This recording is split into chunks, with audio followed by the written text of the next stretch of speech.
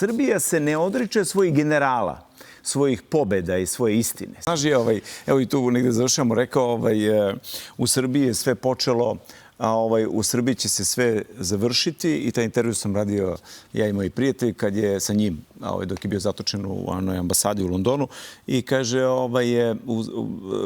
ne znam da li ste vi Srbi svesni da ste vi prvi pobunjeni narod protiv globalizma.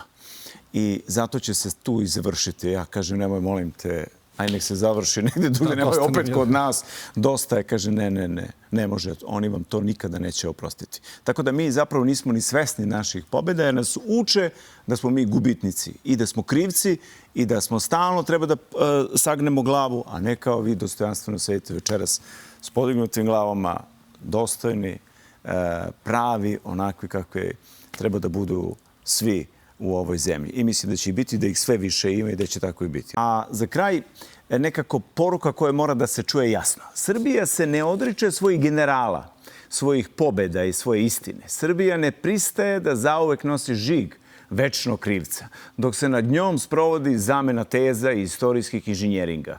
Ako je nacizam poražen 1945. godine, onda nam objasnite kako je njegovo preobučeno nasleđe nastavilo da gradi strukture moći, da komanduje, da presuđuje i da bombarduje. Večera smo pokazali kontinuitet, isti mehanizam sile, ista logika, nekažnjivosti, samo druge zastave i novo ime. A mi poručujemo, Srbija će pobediti i ovaj četvrti rajh, ne mržnjom, nego istinom.